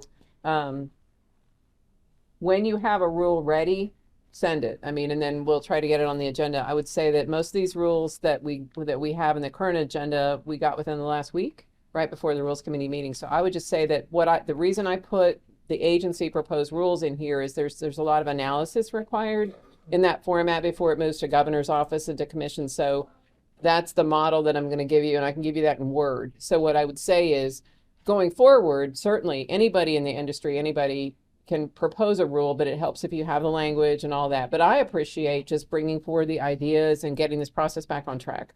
So we're a long way from it going to commission, because we're just talking about what about this rule, what does everybody think, which I think is good to talk about. When we talk about moving it forward into the process of proposed to commission, vetted by, governor's policy office and then Texas Register and so forth, we do need to move it to the point where we got the language, y'all have looked at it. And so I think we'll have another meeting, like I said, a follow-up. I'll send you a note on who's taking which pieces of some of these. That gives you a chance to think about it. The folks, either agency or industry, can draft the draft language, and then we can continue to just refine the process. Because I think I'm glad to get it back on track. We've kind of had some fits and starts, and grateful that Dr. McNabb has been so gracious about it. But it's really important to start making those changes that you all think are really important, and that we all really want to see to move the rules into a more modern state. So I hear exactly what you're saying. I think it's good just to get it going again. We'll have another one where we can talk about the specific language, and then we'll get even better at having the meeting materials ready, from the industry perspective of what you would like to see discussed. So we'll get after that, Mary. Thank you. Yeah. Steve, back to you. I apologize. I submitted this very late. That was my fault. No worries. It's just, when you have 21 directors, it's hard to. Sure. He submitted it the day I had to put the meeting materials out for public. It's okay, but I put it in, so we should get credit for that. I appreciate the amount of effort that it would take to go through each of these rules and We can't change them until we at least talk about them, so let's get going, yeah. gets the ball rolling. Yeah. Yep, good job, Steve. All right, next, 321.5 parimutuel auditor. So, I think times have changed. We don't have an auditor anymore. Okay, so here's the deal. So in the strategic plan, and LAR asked for 96 people. If we had gotten funded for 96, we would have rehired auditors. Would they have physically been at the track all the time? I don't know the answer to that, because I don't see, I think we're more a mobile society, but I do think we have a need for it. When I put out an auditor announcement, I got 0 applicants. When I first tried that, when I put out a risk and compliance specialist, kind of trying to see if I could just find someone in that realm, I didn't get anybody. So I think we absolutely are supposed to have them.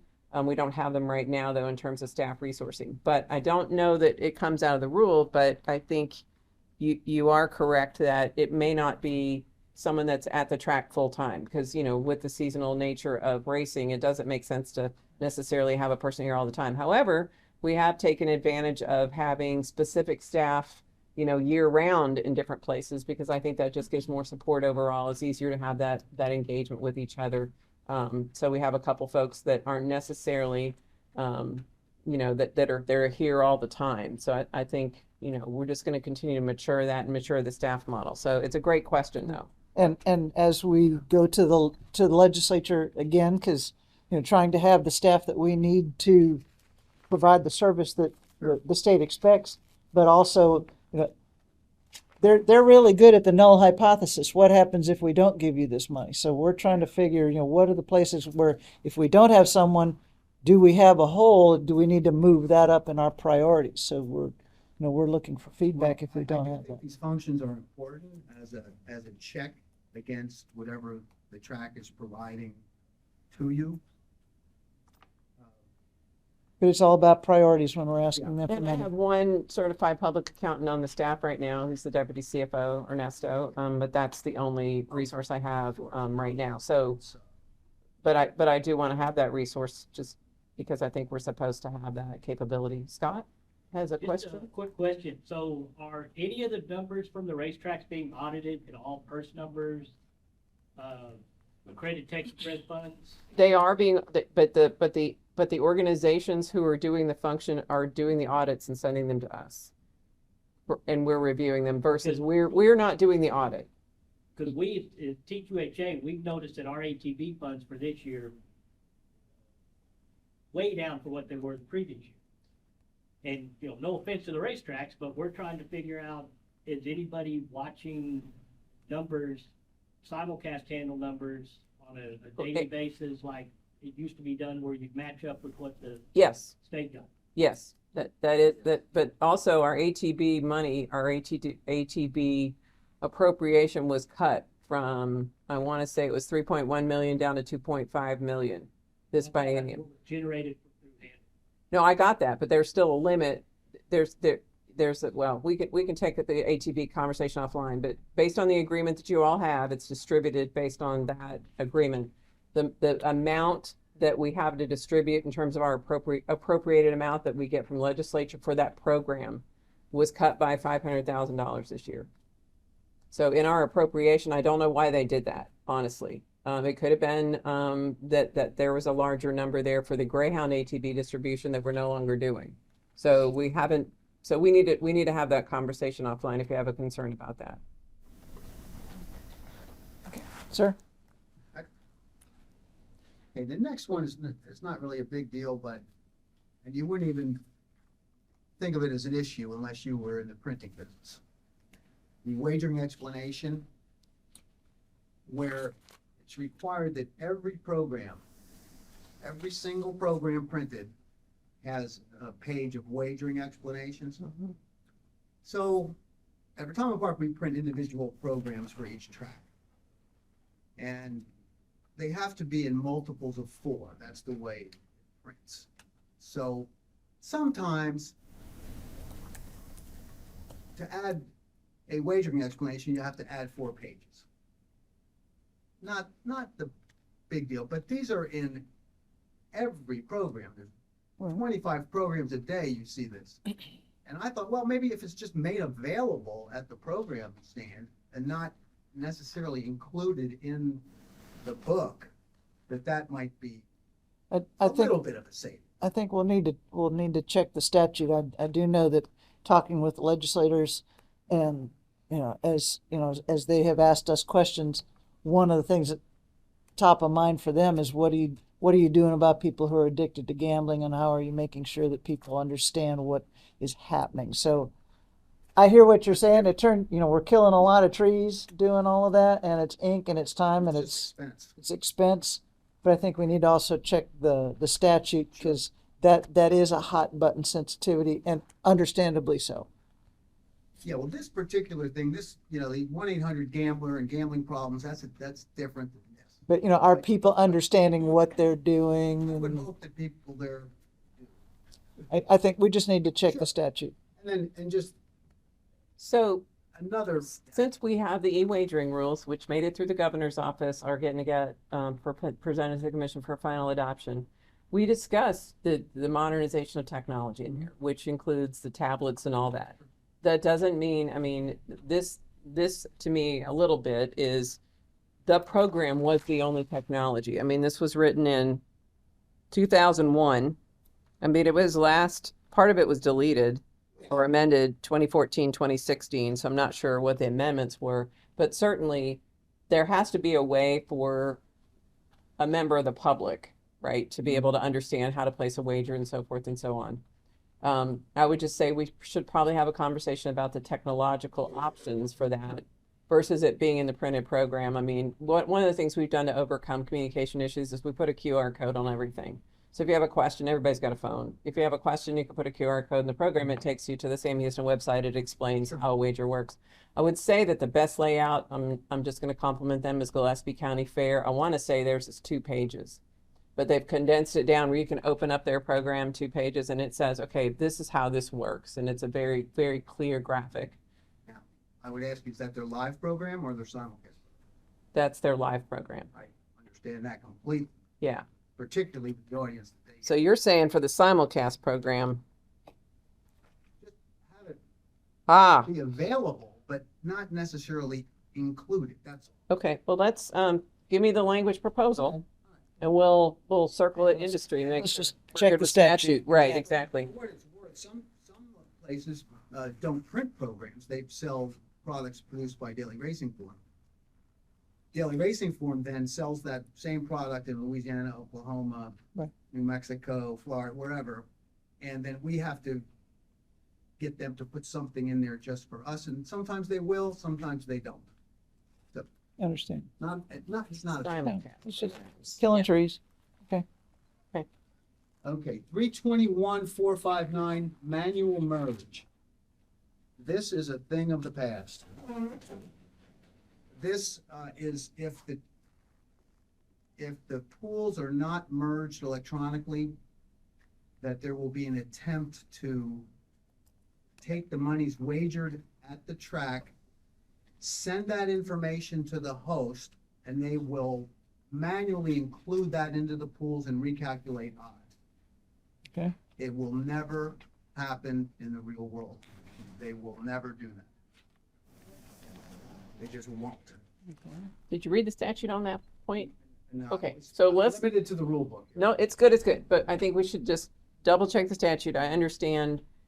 And so I think if the statutory scheme, I mean, I think we just need to say, what do we want to modify it to? Is it addressed in any other rule? Do we have a statutory connection here that is strict about that, or is it permissive, in the statutory scheme? And then we can figure out what it looks like. Because I would say we all, I think, could agree, because there has been so much change in the industry since the rules were first put in place, and even the statute. We are following some of the rules and some we are not, because it's not feasible anymore to do it, or the technology has overcome whatever the specifics are. So I'm glad you're bringing up specifically things that we probably either don't need to do or we can't do or we've never had to do because someone thought it might be a problem, put a rule in place, and then it never was a problem. I think that's what you're saying here. With modern technology, this almost never happens. A host track hasn't accepted a manual merge in 20 years.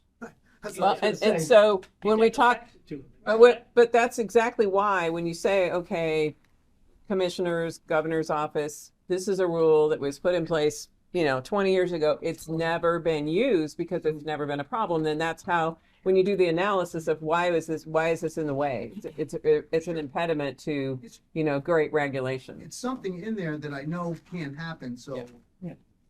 get it out of there. And- Okay. For example, if we couldn't get our pools into a race at, say, Saratoga, and we had to tell them to hold up the races, That ain't happening. that's Yeah. right. Or the reverse was true. We said, we need to hold up our post time for 45 minutes while XYZ Downs merges their money into our pools. Yeah, It's yeah. never gonna happen. No, that'd be worldwide catastrophe.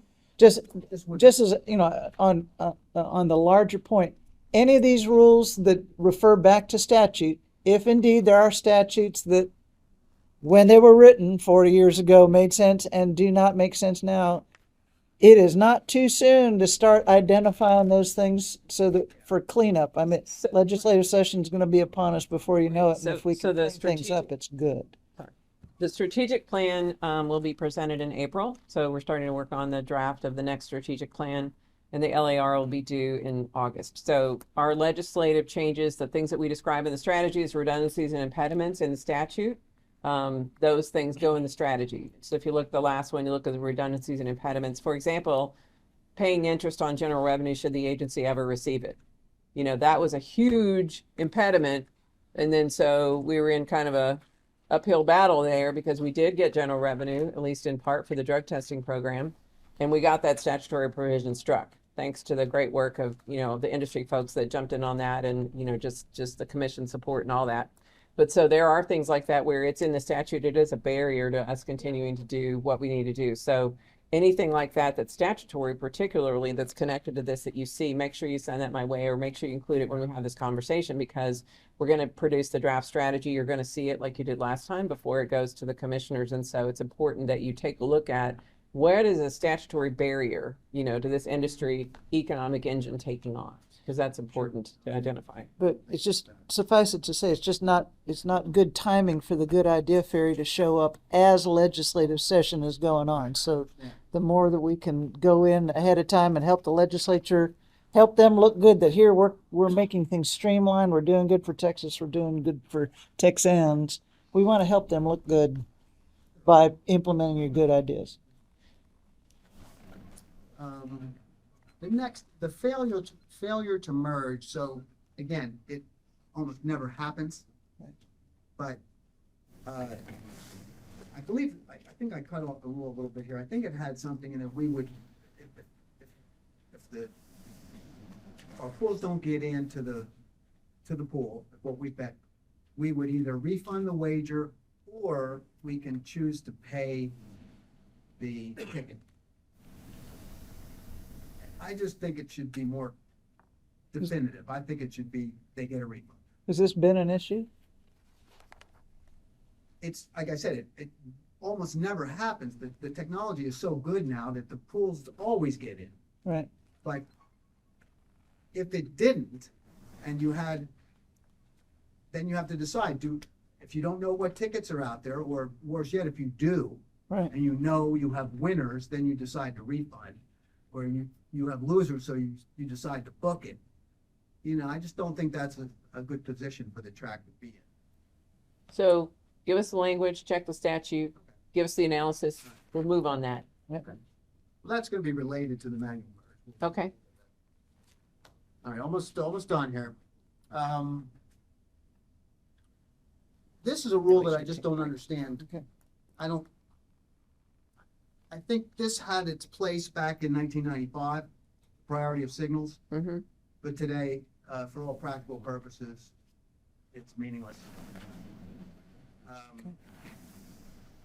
There was a time when the class ones were protected Mhm. from class twos, class threes. And class twos and threes couldn't do anything without permission of the class one, or,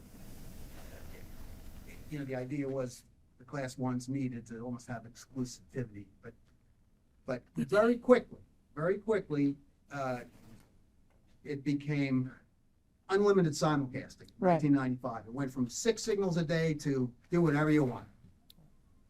And there seems to be some language in here regarding tracks down at the bottom there. A class 3 or class 4 within 100 miles of a class 1 or 2 has to somehow show the effect that their simulcasting has on the class 1 track. Well, We're not doing that. I didn't think so, so I would just say, what, that that's doesn't just- need to be there. Outdated when things were just getting stood up and we didn't know. Sure. So that, I yeah. just think it needs to Be- less rules. Yep. Good. Have you spoken to Gillespie? Not lately, Okay, so I'm gonna put it on the notes that you're gonna talk to Gillespie. about them preparing a. Well, just because they're, Well, I mean, this is, I think all the industry, we needed this, Yeah. we recommend repeal.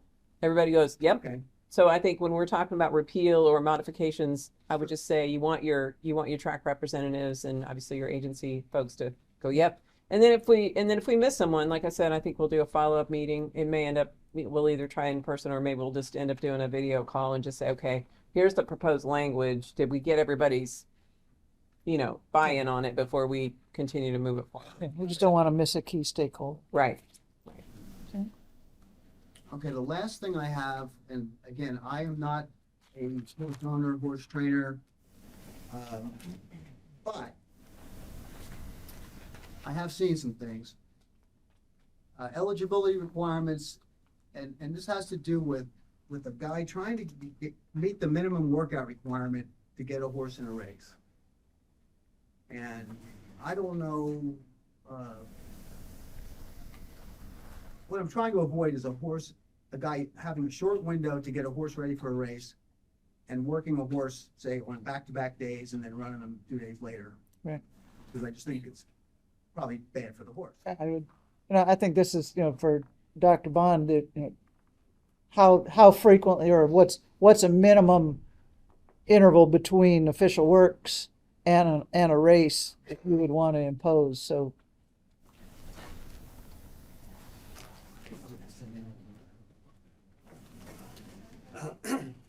Yeah, I'd like to make a few comments about this if I could. First of all, in this section down here where it says a horse that has been barred in any racing jurisdiction is ineligible to start or enter a race. I don't know what the word barred means. To me, barred means is it's been ruled off and is never allowed to race again. I think we need to consider that, to me, that should read horses that are on another jurisdiction's vet list Yeah. should not be allowed to race, enter a race. We don't have that happen very often, but there are occasions where Yeah. another jurisdiction will allow a horse that's on our vet list to run. That's happened. There've probably been mistakes. As far as I'm concerned, we just don't allow that now. There's a little confusion with the HISA robo list because in some jurisdictions, horses are worked off of the state jurisdiction, but because there's not a HISA vet there, they're still on the HISA robo list.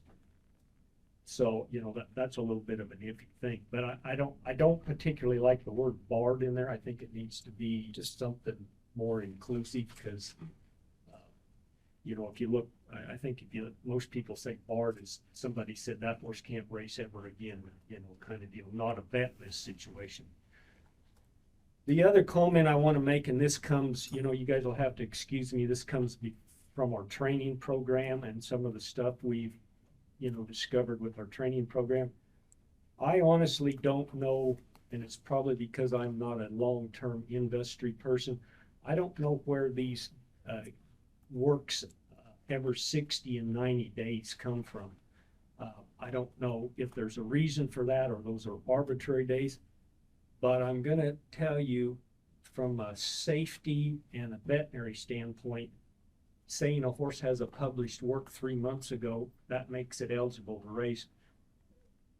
That makes no sense from a veterinary standpoint. And the reason I say that is because we watch all of these horses do timed works, and those are the horses we try to watch out on the track after they do timed works coming back. So if we hear a horse and maybe we've recognized that name, we make a special point of watching that horse jog off of the track. We're not out there supervising, but this 60 and 90 day deal, I don't see the relevance of it from a safety standpoint. So if our emphasis is on the safety of the horses, I think that horse needs a time to work within 30 days of the race.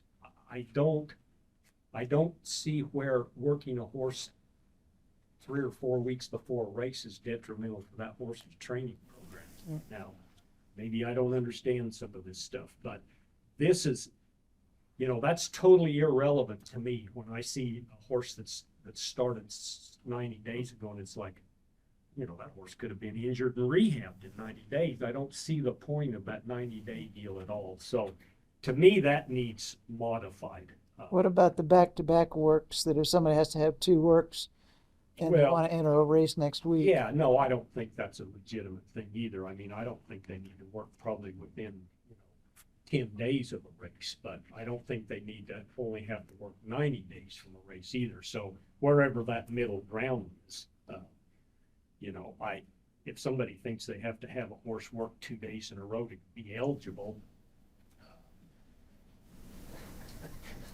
Well, Where that comes maybe from. they should. Maybe they This should. idea of a person shipping to the track, getting a work, not going back to where they came from, and they need to get another work, so they stay overnight, and they do the second work the next day, and then they go back, or then whatever, but they want to make one trip. So do you need 2 works or do you just need They're a 1? non-starter. Well, first time starter. First time starter. The rest Okay. of the time they do. But you could do both of those within 30 days, or what kind of pressure does that put on the training facilities if we did both in 30 days? I don't know if you need to, I'm not necessarily advocating 2 in 30 days, but I think you need to have one. One of them in within 30 days. And- I would say one between 10 days and 30 days before being entered in the race. and they're Some- certified out of gate. Yeah. So that could be very That's well 2 another thing, different events. To say something, had a gate work 90 days ago, that doesn't mean anything to me as far as a safety standpoint. Right. And that's probably at another track. So does our starter have the ability to evaluate that horse, to be a safe starter? And like I said, you'll have to excuse me because that comes from me sitting out there on the training track and watching Just a horses. quick statement. You gotta remember, works are more for the betting public than they are for the people training the horses. Well, Well, or should they be? But they are. I know, but that's the question. Should they be, or should they be for the safety of the horse? So we No, can no, what I'm evaluate saying the is as far as publishing them and the time frames and stuff, is so that they can go in a program for the vetting public. Well, I think with Steve's innovative program here of using the official works at training facilities as a way to check to make sure that horses are actually sound well before they actually enter or right when they're entering, we've been seeing it in a different way. We see it as an opportunity to make sure the horse is sound as well as accomplishing, I'm not disagreeing with this timeline. Yeah.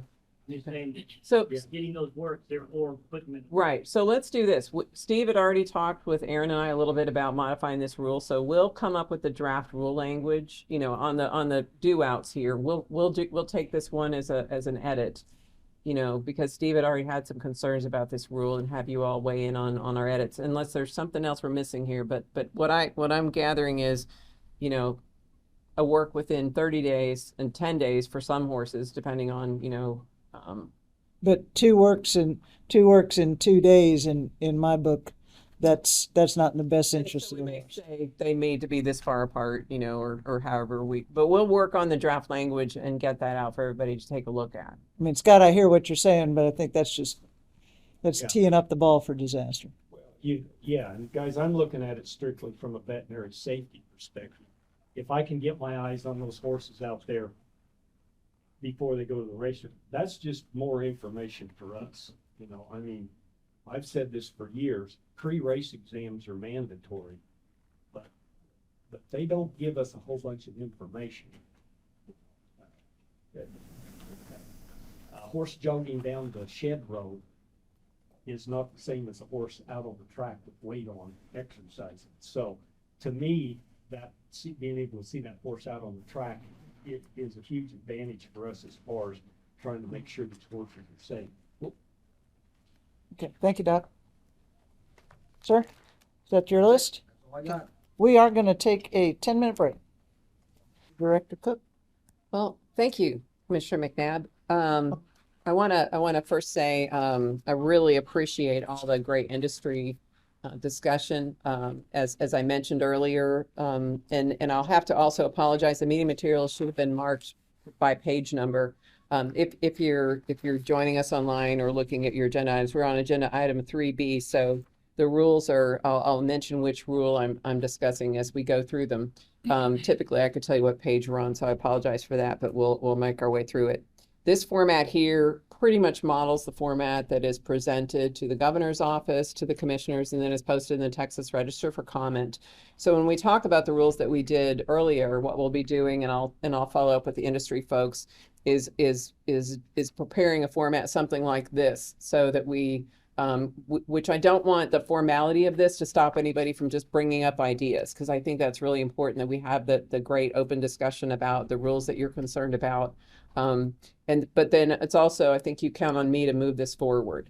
So in the first one that we have here is, and this is Rule 303-201.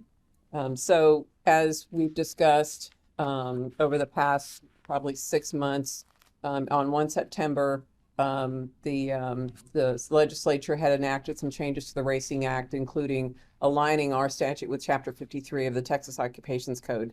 What that does is provide additional due process for any applicant for an occupational license with criminal background, regardless of what that occupational license is, whether it's a license from the Texas Veterinary Board or from the Real Estate Commission or from the Texas Racing Commission. All state agencies sort of have a way that they do this. Some of the rule sets that we initially modified, talked about at October Commission meeting. We had a Rules Committee meeting in I think it was December or right after the December Commission meeting, or right after the October Commission meeting. We had a Rules Committee meeting, discussed those, moved those along. Those went into the Texas Register, and they'll be moving to the Commission for the next Commission meeting. So this is a continuation of that in part. This particular rule set talks about, specifically that there are guidelines published by the executive director that are used by the staff when they're looking at a criminal history of an applicant to make a determination on whether or not they're eligible. Those criminal guidelines have been out of date. What I would say is I think those are really important to the industry and to the agency, that we have reliable, modernized guidelines about how we look at licensing eligibility. So those guidelines, one of the things I did is I modified a little bit of the language here to really say the executive director really should have those published and put in a public place. So they're up on our licensing webpage right now. So when you have a criminal history that you may be concerned about, you're eligible to do a predetermination before you apply for the license, but you also should understand what guidelines are being issued to do the analysis in terms of whether or not you have an eligibility issue. The other thing is that the rule, the way it was written in the past, absolutely told the staff that you had to go revoke someone's license automatically. There are always factors in mitigation and aggravation for every individual case. And so where I have seen, Chapter 53 is good in many ways because it has guidelines. There are rules to follow with respect to, impartial an objective review of someone's background, but you can't treat everyone the same and say, okay, well, if you have this, then X, you automatically get revoked, suspended, or what have you. So these modifications are trying to continue to align statutory changes and also provide for the specific analysis for each licensing application. So that's the quick summary of 303.201. Any industry comment on that particular rule change or questions about that? If anybody has those, you're welcome to come up to the microphone or we can bring it to you. Okay. So then move into rule. And then again, if you're watching online or watching the video after the meeting, on our Texas Rules of Racing page, if you have comments about this rule, you're certainly welcome to send those through the web page or send them to the customer service email at the Racing Commission. The next one is 303.202. And so, oops, let's see, make sure. So that was 201. So on 202, I think I have this marked incorrectly. I apologize. Yeah, that is 202. So on 202, the guidelines talk about the specific statutory provisions of Texas law, whether they be murder, felony murder, or whether they be robbery or any of those type of things.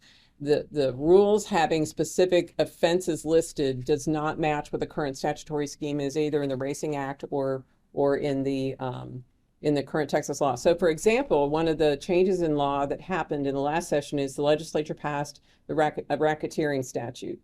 Included in the racketeering statute, the Texas Racing Act was incorporated by reference. So this had a laundry list of offenses as well as an attached graphic. And so the graphic is in here as well. You might see I did a strike through on the list. This graphic has caused a lot of problems for the agency because if you say, let's say someone has, has a DUI, a felony DUI, there are X's at the bottom of this page, which is the beginning of this figure. So depending on the license, you may or may not get a license if there's an X. And so that's not really objective and impartial with respect to this human being maybe had a DUI, for example, 20 years ago, and it could be something where it was even mitigated down to a misdemeanor. But if you're arrested for felony DUI, there's no consideration for aggravation or mitigating factors on whether or not you should have an occupational license today. There's simply an X chart.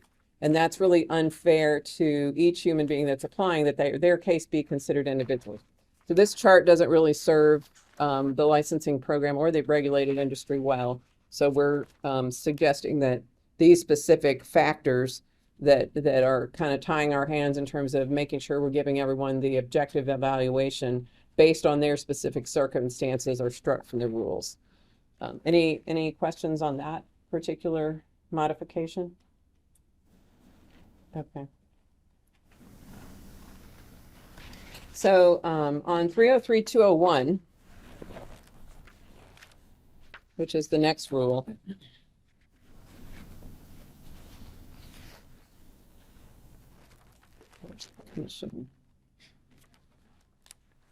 so I was in the job, I think, no, I apologize. And the next one is license category. Yeah, you are. I'm sorry, 307, I'm looking at my notes here, not looking at this. I should just look at this. 30761. 761. I was in the job, I think about 2 weeks, and we had an appeal of a case of a steward's hearing. This was December of 2021. The fine had to be paid when the offense was appealed, and then the licensee had to pay $150 to appeal their case. I'll have to say that in the time that I've been a licensed attorney, I have never seen a statutory scheme that required someone to pay a fee to appeal some violation of the law. You might have to get an attorney, you might have to have some costs respect with that, but this particular fee of $150 is supposed to pay for a court reporter to transcribe the steward's hearing. To me, this seems like an access to justice problem for the industry. I mean, if you are someone of a certain economic status and you can't afford the $150 to appeal your case, you may not appeal. And so I think this is a barrier to folks being able to have a say with respect to, you know, steward's hearings and fines and penalties levied. So I don't think that it serves any good purpose to charge someone $150 to appeal their case. So I'm suggesting it be struck. And that's 30767. 30767, yes. Any feedback? Questions about that? Feedback about that? Okay. So the next one is 311. 311.4. And on 311.4, so we did have a temporary licensing provision in our statute where we could issue temporary licenses for not more than 120 days. That statutory provision was struck. This particular, we did some modifications to the rules with respect to that. This particular one still continues to allow for issuing a temporary license, even though our statute no longer has that provision. So this is more of alignment with our current statute in terms of the way licensing operates. So that's why we would strike providing a temporary license if we have some sort of a death of a licensee or some sort of technical violation. So we would have to accomplish that in a different way other than issuing a temporary license. So that's just modifying that language to align with the statute. Any questions on that? Okay. And then the last one is a split specimen rule. So in about 18 months ago, when we modified the last TVMDL contract to save time and expense for racetrack associations, agency staff, and also to protect the samples, because we did have some issues where we had a split samples were being stored at the racetrack. Sometimes those offices are closed and the power goes out and those samples would get destroyed. We started sending both the primary and the split sample to the lab. And then we modified our form and we told anyone that wanted a split tested that then we would have them communicate with the lab. What we were having to do is drive to meet the licensee. Typically, you know, if you had something happen at the Houston meet, you had a split sample in the refrigerator here. We had investigators in a couple instances driving from Grand Prairie down here to meet the licensee. Licensee was paying $175 to $225 to be able to ship the split and then to be able to get it tested. So now we've reduced that cost by having TVMDL store the split. So now the racetrack is taking both split and primary sample there. And then the trainer or owner, if they don't want it tested at that TVMDL by a different technician and they choose to have it sent somewhere else, it's much less cost. They're not paying the cost of shipping it to the lab and then shipping it again. So I think that reduces the cost, and it also aligns with our current interagency agreement with TVMDL, just for clarity for the horsemen out there. So any questions about that rule change that we're proposing? Okay. And plus just the very robust nature of all the backup systems at TVMDL, their power is not going to go out. They're not going to have those kinds of issues, and they're there every day, every business day. Okay. Okay. Any concern? Can you come up here, or can we bring you the mic? Okay.